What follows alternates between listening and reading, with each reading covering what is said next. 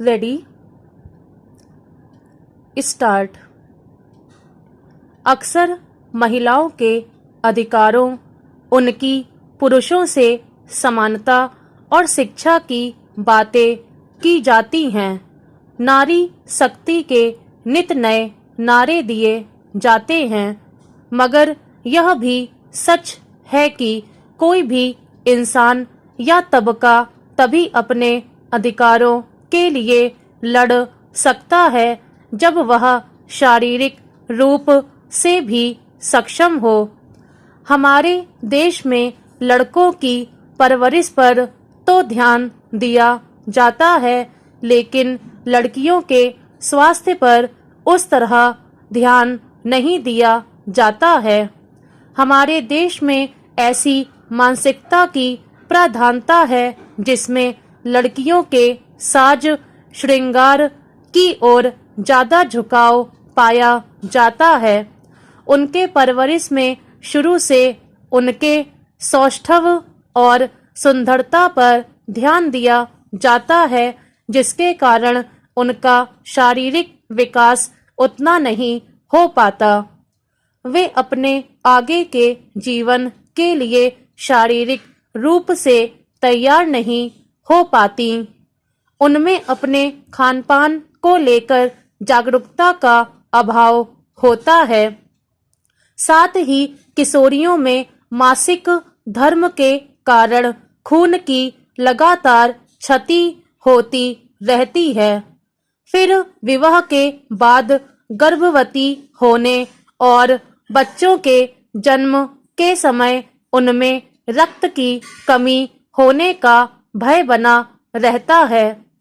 इसका अगर ध्यान न रखा जाए तो आगे चलकर एनीमिया यानी रक्ताल्पता की स्थिति उत्पन्न हो जाती है, जो कि बहुत खतरनाक होती है। रक्ताल्पता में रक्त में मौजूद लाल रक्त कोशिकाओं की संख्या या हीमोग्लोबिन की मात्रा सामान्य से कम हो जाती है।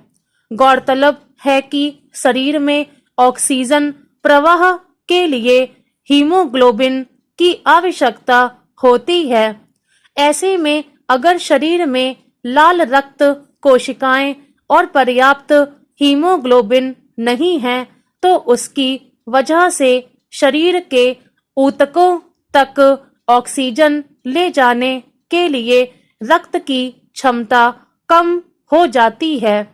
इसके कारण थकान, कमजोरी, चक्कर आना और सांस लेने में तकलीफ जैसी समस्याएं हो सकती हैं।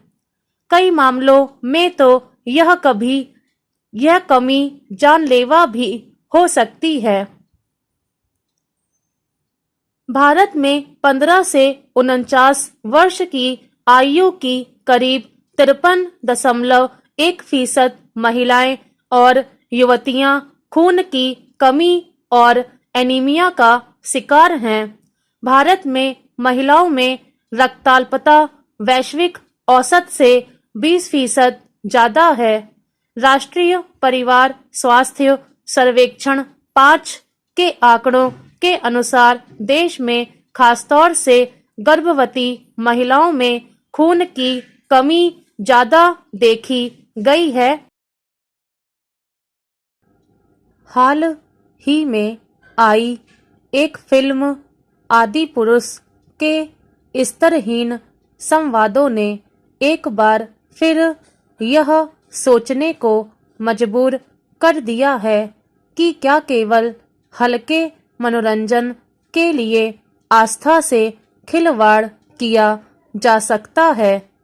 फिल्म में प्रयुक्त भाषा पर विवाद का वातावरण बनने पर पहले तो इसके निर्माता आनाकानी करते रहे, लेकिन फिर उन्होंने कहना शुरू किया कि फिल्म आदि पुरुष रामायण से प्रेरित अवश्य है, लेकिन रामायण पर आधारित नहीं है।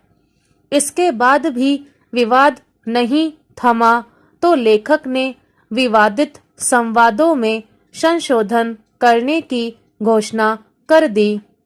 देश भर में कई धार्मिक संगठनों ने सड़कों पर उतरकर आदिपुरुष का विरोध प्रारंभ कर दिया। आपत्तिजनक संवाद लेखकों को उनकी ही भाषा में धमकियां भी दी गईं। इन सब के चलते मुंबई पुलिस द्वारा फिल्म के लेखक और निर्माता को सुरक्षा भी प्रदान की गई।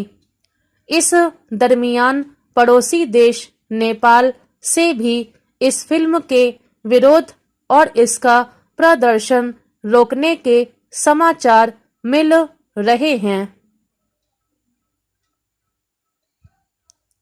इसका संदेश साफ है कि भारतीय समाज को धर्म और आस्था के साथ किसी तरह का खिलवाड़ मंजूर नहीं है। समाज केवल सुसभ्य धार्मिक फिल्मों या धारावाहिकों को देखना पसंद करता है और उन्हें स्वीकार करता है। इसका प्रत्यक्ष उदाहरण रामानंद सागर निर्मित धारावाहिक रामायण और B.R.